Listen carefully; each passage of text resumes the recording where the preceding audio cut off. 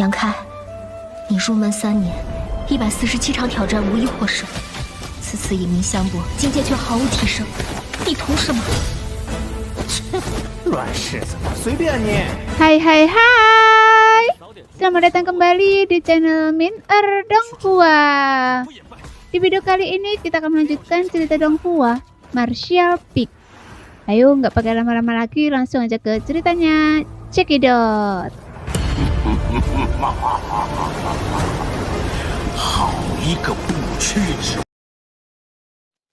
Untuk sesaat, Yidongle menatap Yangke dengan tatapan tak percaya dan cemburu. Karena kekuatan ruang adalah kekuatan yang sangat khusus, sulit untuk dikuasai, dan bahkan lebih sulit lagi untuk dikuasai. Di seluruh penjuru bintang ada miliaran prajurit, tetapi berapa banyak dari mereka yang memahami kekuatan ruang? Jumlahnya pasti tak lebih dari 1000.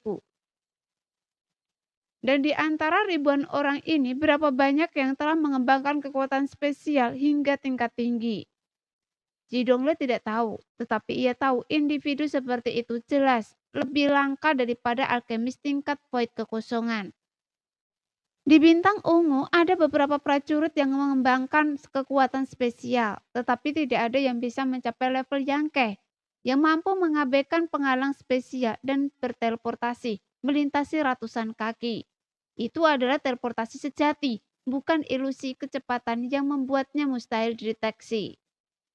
Beberapa prajurit di bintang ungu yang mengembangkan kekuatan spesial hanya mengetahui dasar-dasar memperbaiki susunan spesial. Mereka bahkan tidak bisa menggunakan kekuatan spesial mereka untuk tujuan lain. Meski begitu, status mereka di bintang ungu sangat tinggi dan perlakuan terhadap mereka lebih baik daripada pendeta biasa. Mereka dianggap sebagai permata bintang ungu. Namun saat ini, dibandingkan dengan apa yang dilakukan Yangke, perbedaannya sangat jauh.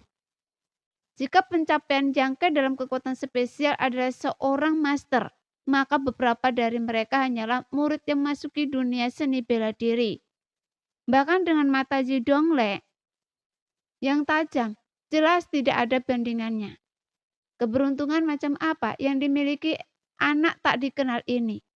Hanya mampu mengembangkan kekuatan spesial, bahkan hingga tingkat setinggi itu. Yidongle menatap Yangke dengan tatapan yang mengancam akan membara. Kecemburuan membara di sekujur tubuhnya dan rasa tidak seimbang yang mendalam. Dia adalah tuan muda bintang ungu, menikmati posisi istimewa, tetapi mengapa ia bahkan belum mulai menguasai kekuatan spesial? Jika ia bisa menguasai kekuatan ini, pasti akan melampaui teknik kultivasi sekuat apapun. Yidongle mempalkan tinjunya, matanya dipenuhi kebencian. Jadi begitu. Jilong menarik nafas dalam-dalam. Ekspresi percaya dirinya lenyap, digantikan oleh ekspresi serius. Jadi itulah yang Anda andakan. Pantas saja Anda begitu kasar sebelumnya. Yangke terkekeh, tidak menyangkalnya. Tidak banyak yang tahu tentang penguasaan kekuatan spesialnya, dan ia merahasiakannya. Namun sekarang tertarik pada 5 bunga pencerahan. Ia tak punya pilihan selain mengungkapkannya. Bunga pencerahan sangat langka, terutama 5 bunga ungu pucat ini. Mereka usianya yang sudah tua. Jika ia melewatkan kesempatan ini, menemukannya lagi akan sulit. Di antara 2 pilihan, pilihlah yang lebih baik. Inilah pilihan Yangke. Nama Anda sepertinya Yangke. Jilong tak diragukan lagi, jauh lebih murah hati daripada putranya sendiri. Setelah mengetahui bahwa Yangke ternyata ahli dalam kekuatan spesial, meskipun ia cukup terkejut, ia segera menenangkan diri dan bertanya. Meskipun ia tidak terlalu memperhatikan Yangke, ia samar-samar mendengar Sui Yue memanggil Yangke sebelumnya. Jadi ia ingat namanya. Terus kenapa? Yangke menatap Jilong dengan sinis. Jilong terkekeh sama sekali tidak marah dengan sikapnya, tetapi berkata dengan ramah. Ini salah saya karena menyerang Anda sebelumnya. Ia berbicara dengan ekspresi tulus di wajahnya. Ayah! Yidongle menatap Jilong dengan heran. Wajahnya penuh ketidakpercayaan. Ayahnya adalah penguasa bintang ungu, salah satu orang terkuat di seluruh wilayah bintang. Hanya dengan satu hentakan kakinya, seluruh wilayah bintang akan bergetar. Namun ia menyerah pada seorang pemuda yang sebelumnya telah memprovokasi dan menghinanya. Ji Dongle hampir tak mempercayai telinganya. Diam-diam berpikir bahwa dunia ini benar-benar gila. Diam! Jilong meliriknya dengan tenang. Tatapannya memancarkan wibawa. Saat mata mereka bertemu, Ji Dongle langsung berhenti bicara. Apakah ini permintaan maaf? Yang Ke menyeringai. Jilong merutkan kening lalu berkata dengan tenang. Jika Anda bilang begitu, biarlah begitu. Baiklah, karena ini permintaan maaf, saya akan menerimanya dengan berat hati. Dengan berat hati? Ji Dongle sangat marah hingga hampir muntah darah. Penguasa bintang ungu telah menawarkan permintaan maaf dan bocah ini sama sekali tidak berterima kasih. Malah menyebutnya sebagai tawaran yang berat hati. Apa dia tidak menyadari betapa terhormatnya ini? Bajingan ini, kejahatannya tak termaafkan. Tapi, apa yang ingin Anda lakukan? Yang Ke mengabaikan tatapan Ji Dongle dan malah menatap Jilong sambil tersenyum, bertanya dengan penuh makna. Permintaan maaf cukup mudah diucapkan hanya dengan beberapa kata, tanpa kehilangan makna yang berarti. Jadi Yang Ke tidak terlalu menghiraukan kata-kata Jilong. Sebaliknya, sikapnya justru membuatnya waspada. Ia tidak percaya Jilong tidak bisa melihat iblis yang baru saja ditanamkannya dalam diri Ji Dongle. Ia tidak percaya Jilong begitu murah hati hingga mengabaikan provokasi dan hinaannya sebelumnya. Jadi Master Bintang Ungu ini benar-benar licik dan mengerikan. Saya tidak ingin melakukan apapun pada Anda, tapi saya ingin bertanya, apakah Anda tertarik bergabung dengan Bintang Ungu kami? Tanya Jilong, menatap Yang Ke dengan sungguh-sungguh, seolah mengacak. Bergabung dengan Bintang Ungu? Yang Ke terkekeh. Ya, meskipun tingkat kultivasi Anda belum setingkat Raja Kekosongan, berdasarkan penampilan Anda barusan, Anda bisa memberi saya status tetua tamu. Tetua tamu? Ji Dongle tak dapat menahan diri lagi dan berteriak pelan. Tetua tamu Bintang Ungu bukan sembarangan tetua tamu, klan atau keluarga. Mereka mewakili kekuatan dan status tertentu. Saat ini, Bintang Ungu hanya memiliki 7 tetua tamu, masing-masing ahli alam Raja Kekosongan. Secara historis, tetua tamu Bintang Ungu selalu menjadi pejuang alam Raja Kekosongan. Belum pernah ada presiden bagi seseorang yang belum mencapai alam Raja Kekosongan untuk menjadi tetua tamu. Namun, sekarang penguasa Bintang Ungu secara pribadi mengundang seorang pejuang di tingkat ketiga alam kembali kekosongan untuk bergabung dengan Bintang Ungu, menjanjikan status seperti itu. Jika kabar ini tersebar, seluruh wilayah bintang kemungkinan akan terguncang. Tetua tamu? Yang Ke terkekeh, tidak menunjukkan tanda-tanda tergoda. Ia menggelengkan kepala dan berkata, tidak perlu. Saya selalu menjadi orang yang santai dan tidak suka dibatasi oleh apapun. Jadi saya tidak masalah untuk tidak menjadi tetua tamu. Apakah pria ini bodoh? Ji Dongle memandang Yang Ke seperti orang idiot. Tidakkah ia tahu betapa beratnya kata-kata tetua tamu? Ia langsung menolak tanpa berpikir 2 kali. Jauh di lubuk hatinya, hati Ji Dongle bergetar. Para tetua tamu tidak terikat oleh aturan Bintang Ungu dan bebas melakukan apapun. Sepertinya Anda salah paham dengan usulan saya. Jilong menjelaskan dengan sabar. Sebelum ia sempat menyelesaikannya, Yang Ke menyela. Tidak perlu dijelaskan, saya tahu persis apa itu tetua tamu. Hanya saja, saya tidak ingin bergabung dengan faksi manapun. Mata Jilong menyipit dan dengan senyum tipis di wajahnya ia berkata, maukah Anda mempertimbangkannya kembali? Anda cerewet sekali. Yang Ke melototinya, tidak memberinya rasa hormat. Wajah Jilong menjadi muram. Nah, Anda benar menolak. Sue menyombongkan diri dari samping. Tapi jangan percaya kata-katanya yang manis. Kalau Anda benar-benar setuju, Anda akan mendapat masalah di masa depan. Tapi sifat Anda memang sesuai dengan selera saya. Maukah Anda mempertimbangkan untuk bergabung dengan sarang terbengkelai? Anda telah menyinggung orang ini, akan sulit untuk bertahan hidup di wilayah bintang di masa depan. Tapi sarang terbengkelai saya tidak takut pada bintang ungu. Dengan jaminan saya, Anda bisa bergabung tanpa masalah. Dengan kemampuan dan kepribadian Anda, saya yakin Anda akan segera membuat nama untuk diri Anda sendiri di sarang ini. Anda juga sangat cerewet. Yangke menoleh ke arah Sue dan mencibir. Dua rubah tua, Anda pikir saya tidak tahu apa yang kalian rencanakan? Mencoba mengulur waktu kan? Begitu kata-kata ini keluar, wajah Sue dan Jilong sedikit berubah. Jelas terpengaruh oleh pikiran Yangke. Meskipun Sue dan Jilong tidak akur, mereka adalah musuh. Namun melihat kedekatan Yangke, keduanya secara alami merasakan bahaya. Kedua pria itu licik dan penuh tipu daya, jadi mereka tak perlu berdiskusi. Tahu persis apa yang harus dilakukan untuk mengulur waktu. Menunggu cahaya harta karun 7 warna memudar. Setelah pernyataan Yangke, ekspresi Jilong menjadi muram. Kemudian dia mencibir. Nah, terlalu pintar itu buruk. Jangan pikir Anda bisa lolos dari genggaman saya. Hanya dengan penguasaan sedikit kekuatan spesial, Anda baru di alam kembali kekosongan. Dan Anda tak mengerti kengerian alam raja kekosongan. Bahkan, di alam raja kekosongan, saya adalah kekuatan yang tangguh. Jika Anda pikir Anda bisa mengandalkan kekuatan spesial Anda salah besar. Saya memberi Anda kesempatan. Petik bunga pencerahan dan serahkan pada saya, dan saya akan mengampuni nyawa Anda. Dia telah benar-benar menghancurkan hubungannya dengan Yangke. Mendengar itu Yangke tertawa. Apa hebatnya menjadi alam raja kekosongan setelah membunuh lebih dari 1 master alam raja kekosongan sebelumnya? Sombong sekali, cibir Jidongle. Bahkan seorang jenius seperti dirinya yang mampu bertarung lintas level di puncak alam kembali kekosongan tidak dapat menjadi ancaman bagi seorang master alam raja kekosongan. Sebaliknya, mudah bagi orang lain untuk membunuhnya. Bagaimanapun, kesenjangan antara alam kembali kekosongan dan alam raja kekosongan adalah jurang yang tak teratasi. Jadi dia secara tidak sadar berpikir bahwa Yangke sedang berbicara omong kosong.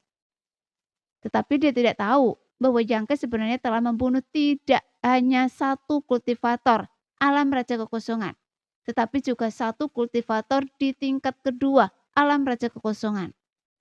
Meskipun dia mengandalkan kekuatan token Kaisar Bintang, itu tetaplah pengalaman. Jika Yidongle tahu, dia pasti akan malu. Lupakan saja, saya tidak ingin mengganggu Anda.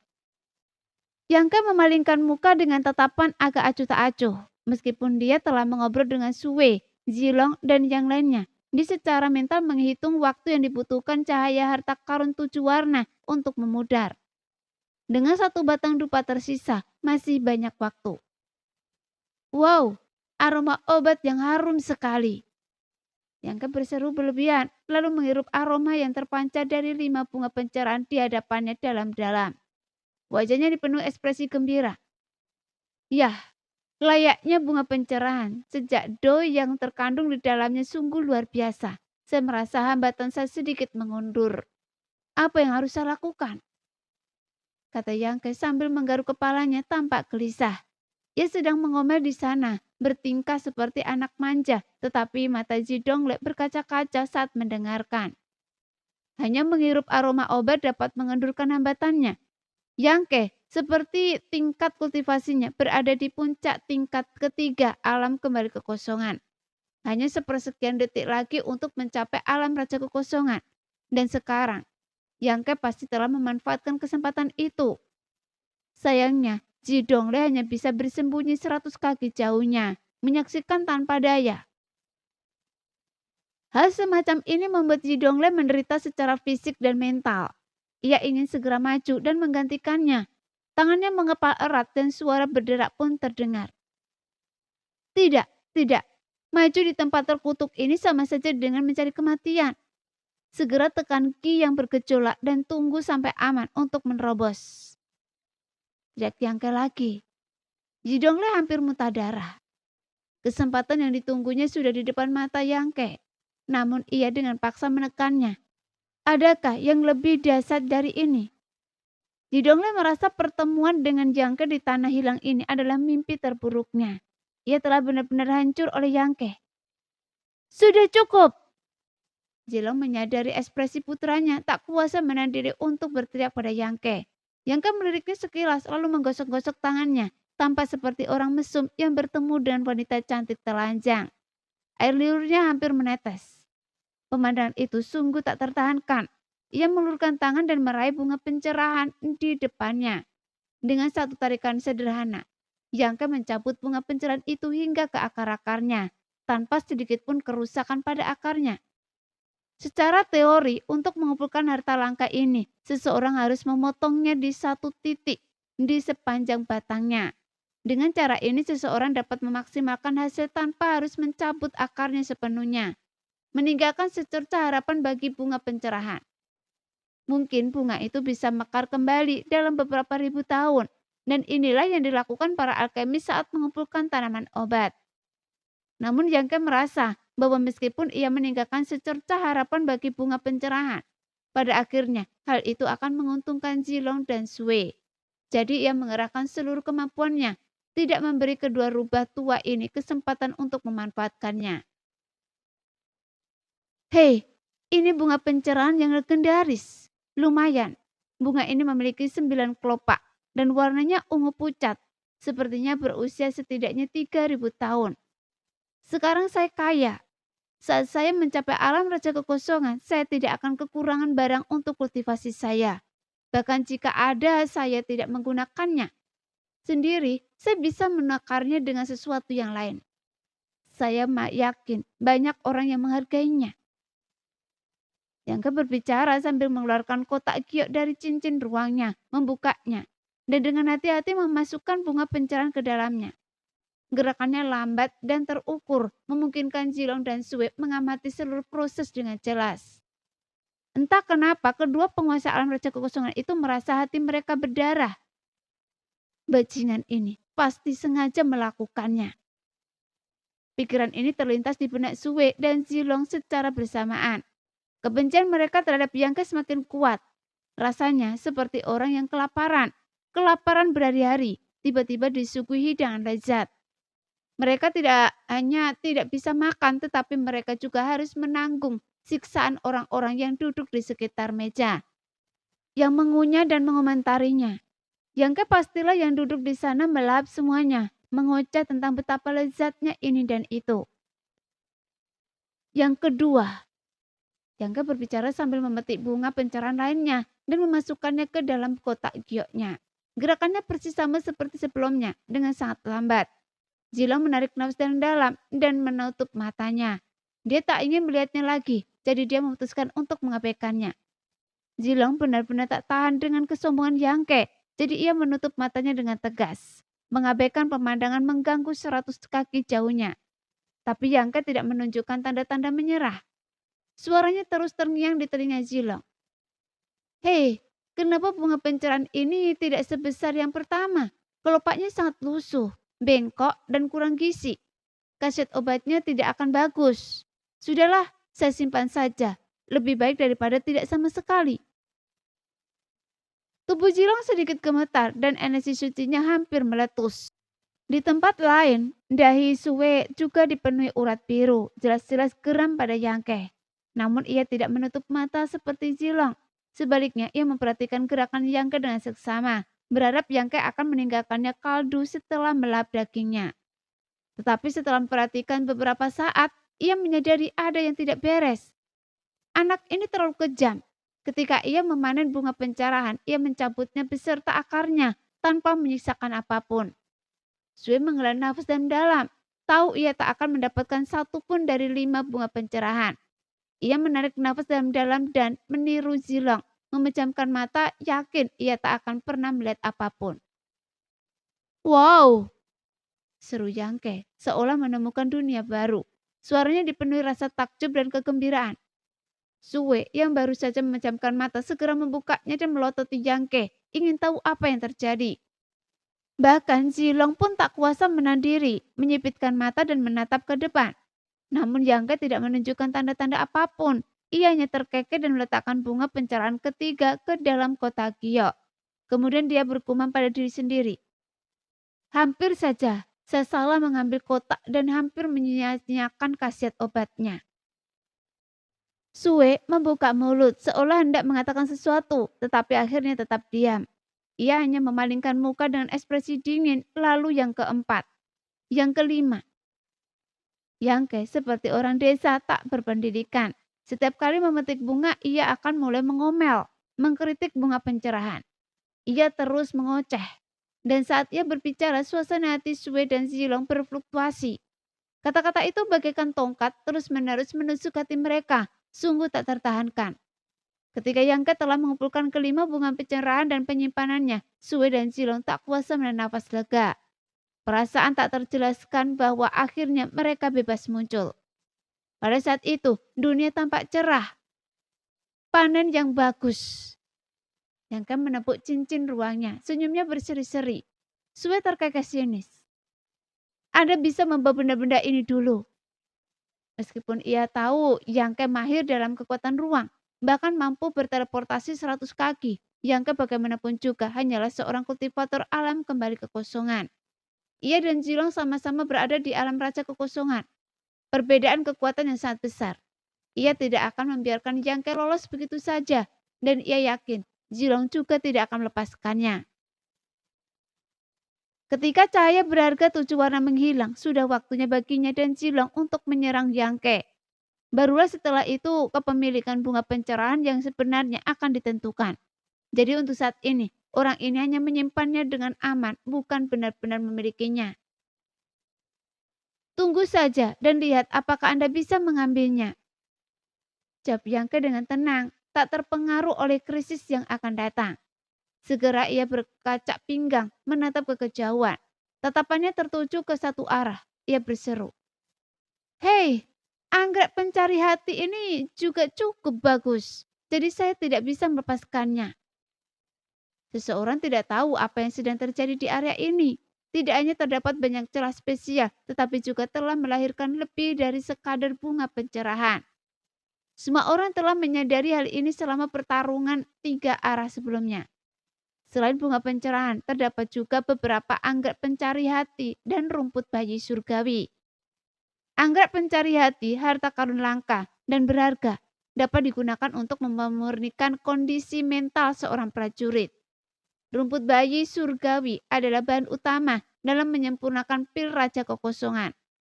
Ramuan ajaib yang meningkatkan peluang keberhasilan saat maju ke alam kembali kekosongan dan sama berharganya.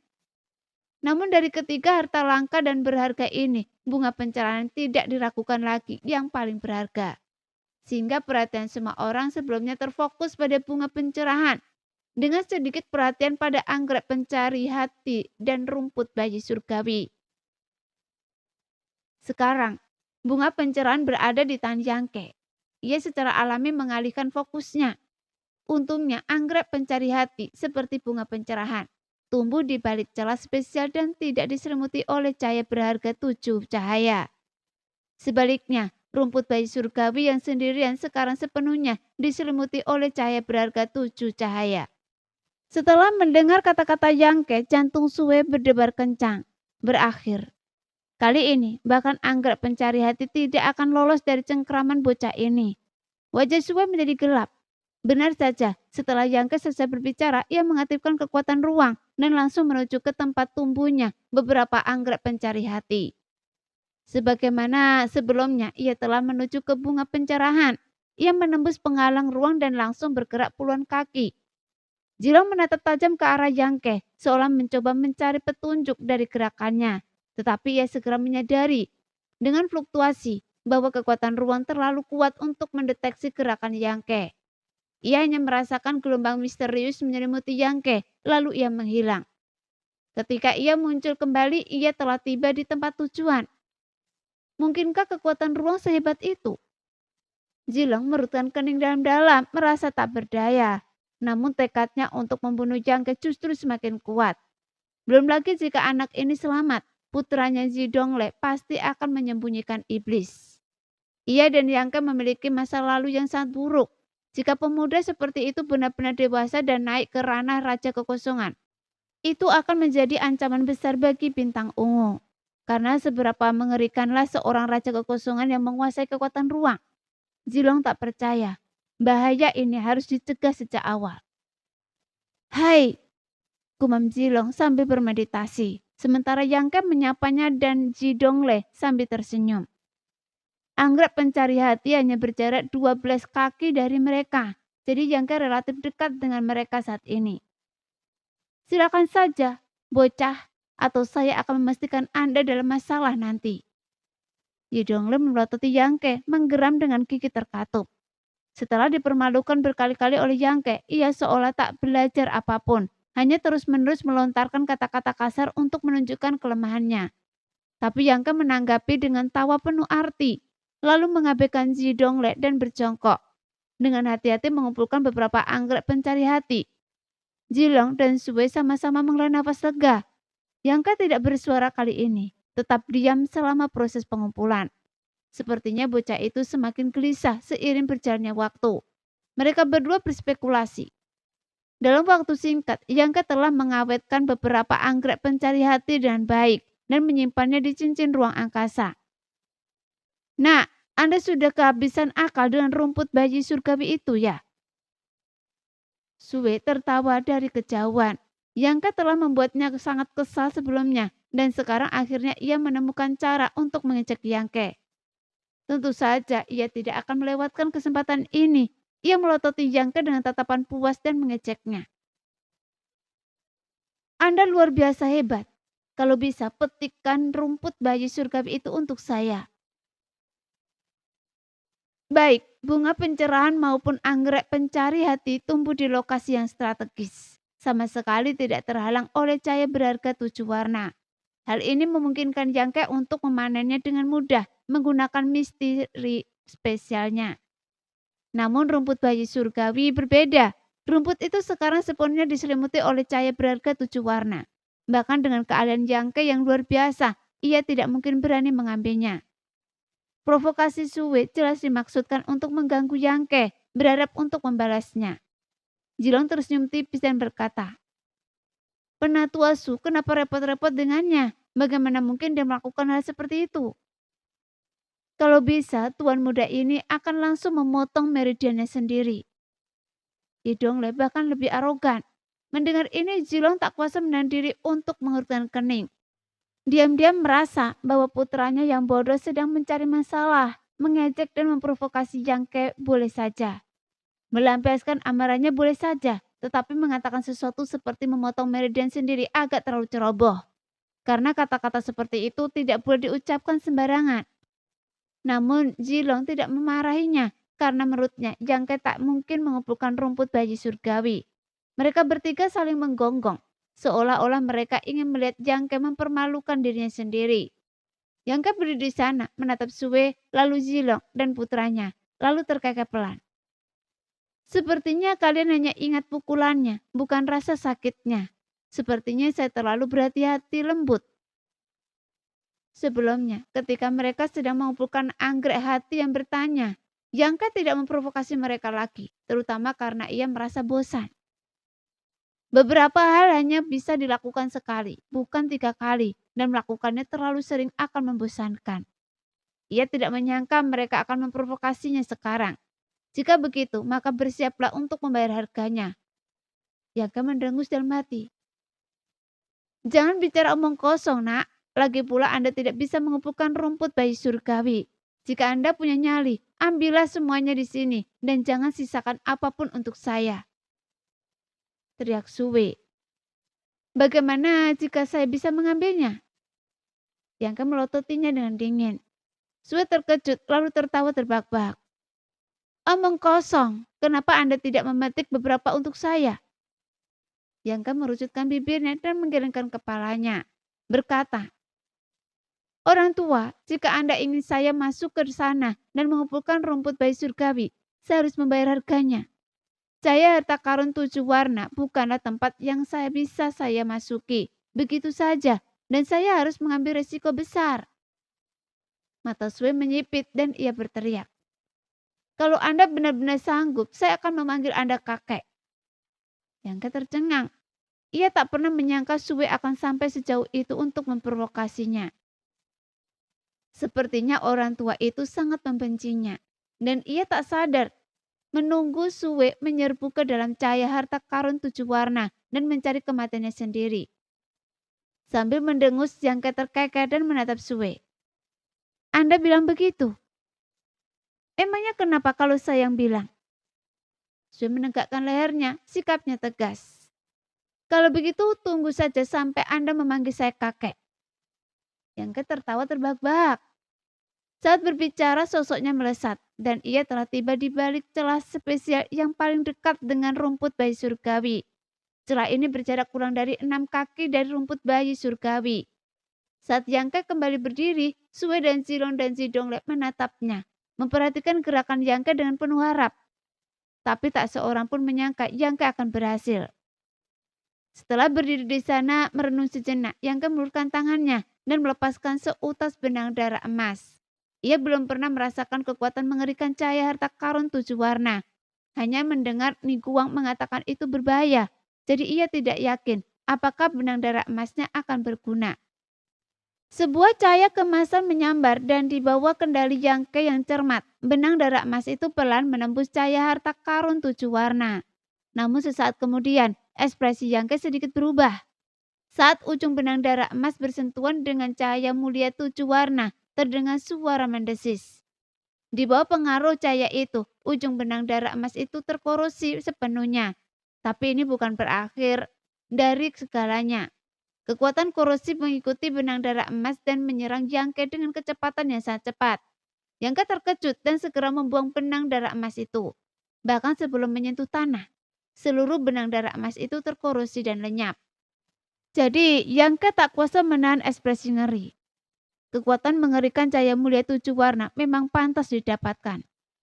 Benang darah emas itu terbuat dari darah emasnya sendiri. Sejak pembentukannya tak ada satu helai pun yang rusak.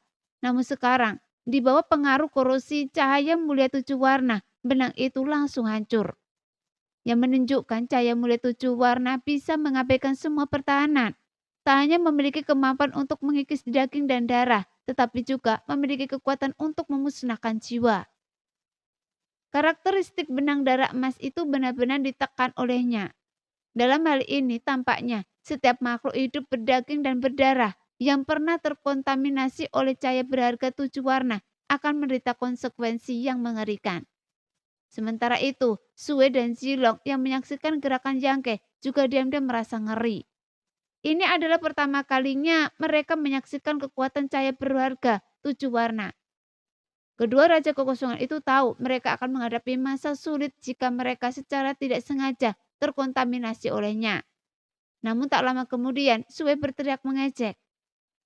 Wah, Anda sepertinya tidak punya banyak keahlian. Apakah ini akhir? Kenapa Anda tidak melanjutkannya? Yangke meliriknya dan mencibir. Sebelumnya, ia telah memancarkan benang darah emas untuk menguji apakah kekuatan cahaya berharga 7 warna benar-benar seperti yang dikabarkan. Sekarang setelah hasilnya keluar, ia tentu saja tidak akan melanjutkan. Ia sudah punya rencana untuk memanen rumput bayi surgawi. Bagaimanapun, rumput bayi surgawi itu tak ternilai harganya. Dan Yangke tidak ingin melepaskannya, apalagi Sue dan Zilong. Mengabaikan ejekan Sue, ia duduk bersila. Segera ia mengulurkan tangannya. Sebuah figur batu berharga emas kusam tiba-tiba muncul di hadapan Yangke. Dan itu adalah boneka batu nomor 2. Boneka batu kedua ini adalah Dharmakaya Yangke. Awalnya lahir di dalam sekte Lingzhou. Boneka batu ini kurang cerdas. Meskipun selamat, ia tidak memiliki kesadaran dan tidak dapat bergerak sendiri. Ia adalah idiot dari klan boneka batu. Jadi Yangke menggunakannya sebagai Dharmakaya. Karena Yangke telah memasukkannya dengan sejumlah besar darah emas saat lahir, cahaya kemasannya membuatnya agak berbeda dari Xiao-Xiao. Hingga saat ini, Dharmakaya ini kurang berguna. Dalam pertempuran dengan musuh, Yangke hanya mengandalkan dukungan burung api Liu Yan dan Xiao-Xiao dan menyembunyikannya Dharmakaya. Namun sekarang adalah waktu yang tepat untuk memanfaatkannya.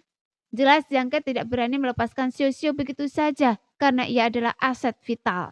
Jika sesuatu terjadi di dalam cahaya harta karun 7 warna, maka kerugiannya akan sangat besar.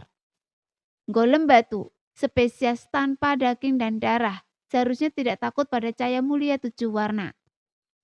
Terlebih lagi karena kurang cerdas, ia bahkan lebih takut pada kekuatan 7 warna yang dapat memusnahkan jiwa. Satu-satunya hal yang perlu dikhawatirkan Yangke adalah rohnya yang terfragmentasi. Agar golem batu Dharmakaya dapat bergerak, Yangke harus menyalurkan roh terfragmentasi yang dipelihara di lautan kesadarannya ke dalam tubuh Dharmakayanya. Hal ini memungkinkannya untuk mengendalikannya. Namun ia bertanya-tanya, apakah cahaya mulia 7 warna akan menembus tubuh Dharmakaya dan melukai rohnya yang terfragmentasi. Namun hal seperti itu membutuhkan eksperimen. Dengan tekad bulat, Yangke mengulurkan tangan dan menunjuk kepala Dharmakaya. Roh terfragmentasi yang dipelihara di lautan kesadarannya segera disalurkan ke Dharmakaya. Seketika menghidupkan kembali matanya yang sebelumnya kusam. Yangke sendiri merasa seolah terbelah dua. Tak hanya memiliki penglihatan dan persepsinya sendiri, tetapi juga Dharmakaya. Saat itu, Dharmakaya merasakan hubungan yang sangat aneh dengan jati dirinya yang asli. Mengendalikan tubuh Dharmakayanya, ia berdiri di sana, sedikit merenggangkan lengan dan kakinya, menyesuaikan diri dengan beban yang berat. Apa ini? Di tempat lain, Zidonglen menatap takjub pada boneka batu emas yang berkilauan itu. Bagaimanapun dia belum pernah melihat makhluk aneh seperti ini sebelumnya. Sosok batu itu tidak tampak seperti benda mati, melainkan ia tampak memiliki kehidupannya sendiri. Sebuah eksistensi yang sungguh aneh. Meskipun aura yang terpancar dari sosok batu itu tidak kuat, itu adalah sesuatu yang belum pernah ia lihat sebelumnya. Jadi ia ingin bertanya kepada ayahnya. Ia berasumsi ayahnya dengan pengalaman dan pengetahuannya pasti tahu sesuatu. Namun Zilong terdiam cukup lama sebelum berkata pelan. Ayah, Anda juga tidak tahu apa ini? Zidonglen tertegun. Mungkinkah ada sesuatu di bidang bintang yang bahkan ayahnya tidak tahu? Ia tak bisa menahan diri untuk melirik Sue, tetapi ia segera menyadari bahwa tetua dari sarang terlantar itu tampaknya sama sekali tidak menyadari keberadaan makhluk aneh itu. Ia mengamatinya dengan cemberut, raut wajah bingung. Bahkan tidak tahu di mana orang bernama Yangke ini menemukan benda ini. Bahkan kedua raja kekosongan pun tak dapat menjelaskan asal-usulnya. Jadi Zidonglen tertegun. Namun sesaat kemudian jantungnya berdebar kencang dan tanpa sadar ia bergumam. Dia tidak mencoba membiarkan benda ini mengambil rumput bayi surgawi, kan? Meskipun ia tidak dapat mengenali boneka batu itu, ia tahu itu bukan daging dan darah. Sesuatu seperti ini seharusnya tidak akan sulit memasuki cahaya harta karun 7 warna. Jadi bisakah Yangke benar-benar mengambil rumput bayi surgawi yang tersisa? Menyadari hal ini, wajah Zidonglen menjadi muram dan mengingat kata-katanya sebelumnya tentang memutuskan meridiannya sendiri. Suasana hatinya tiba-tiba memburuk. Sue juga merasa gelisah. Zidonglen hanya menyebutkan tentang memotong meridiannya sendiri, tetapi ia bilang akan memanggil Yangke kakek. Jika Yangke benar-benar mendapatkan rumput bayi surgawi. Sialan, mengapa cahaya harta karun 7 warna tidak surut? Sue mengumpat dalam hati, berharap dia bisa menggunakan teknik rahasianya untuk menghancurkan cakram cahaya harta karun 7 warna dan menyerang Yangke. Sekian dulu cerita kali ini, kita lanjut lain hari ya guys ya. Bye-bye.